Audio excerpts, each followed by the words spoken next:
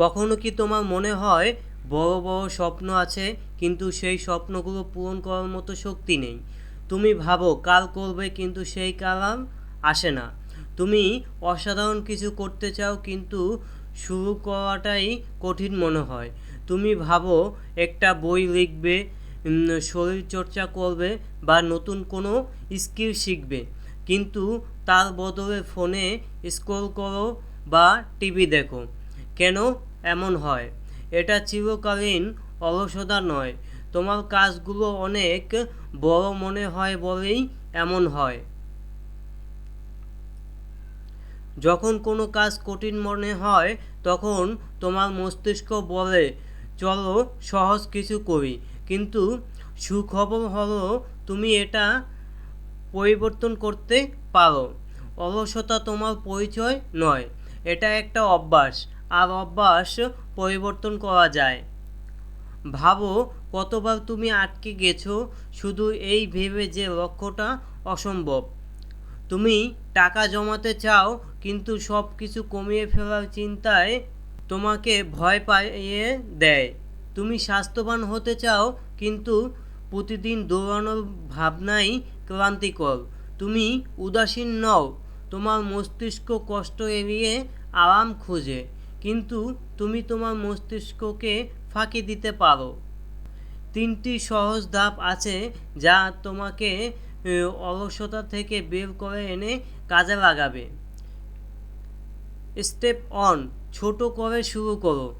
বড় কাজ ভয়ঙ্কর মনে হয়, তাই সেটা ছোট করে ফেলো।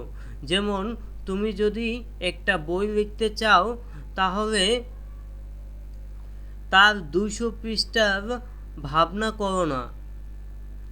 আজ শুরু করো, একটা বাক্য লেখো। ছোট পদক্ষেপ সহজ হয় এবং ভালো লাগে। ভাবো তুমি পাহাড়ে উঠছো, একলাপেই পাহাড়ের চূড়ায় যাওয়া যায় না, এক ধাপ করে উঠতে হয়। তোমার লক্ষ্যেও তাই করো। ছোট ছোট জয়গুলো এ করতে বড় সাফল্য এনে দেয়। আরেকটা উদাহরণ, তুমি যদি গিটার শিখতে চাও একদিনই পুরো গান শেখার চেষ্টা করো না, শুধু একটা কর্ড প্র্যাকটিস করো। এই ছোট ছোট চেষ্টাগুলোই সময়ের সাথে বড় ফল এনে দেয়। মূল কথা হলো পারফেকশন নয়, অগ্রগতি প্রয়োজন। স্টেপ 2, সহজ রুটিন তৈরি করো। ইচ্ছাশক্তির উপর ভরসা রেখো না। রুটিন তৈরি করো, ইচ্ছাশক্তি শেষ হয়ে যায় কিন্তু রুটিন সক্রিয়ভাবে কাজ করে।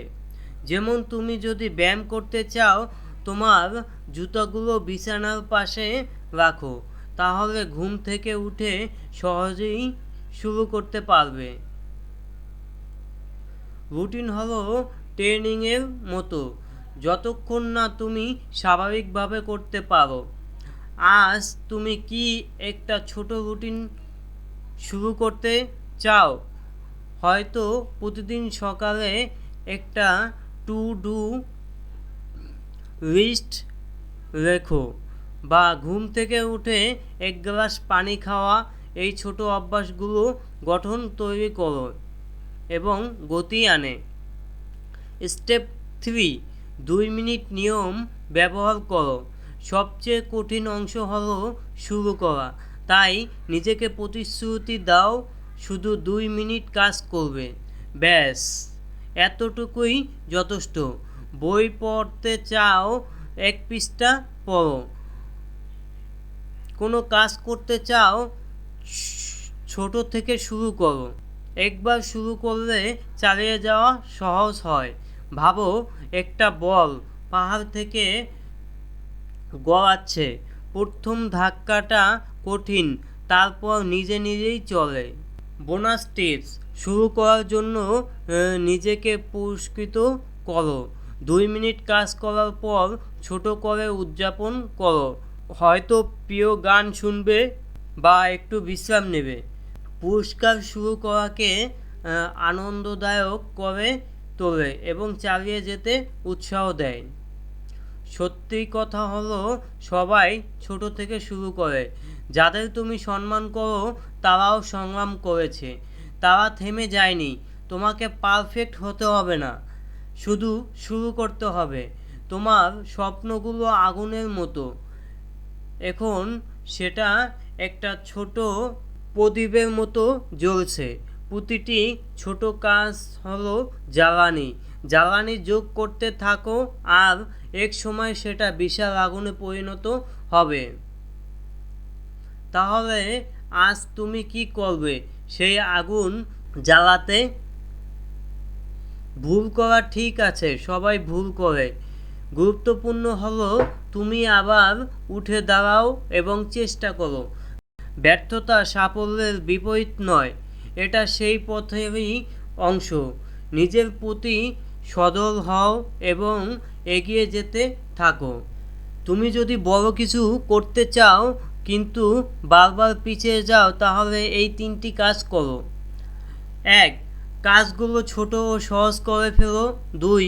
রুটিন তৈরি করো। 3. 2 মিনিট দিয়ে শুরু করো।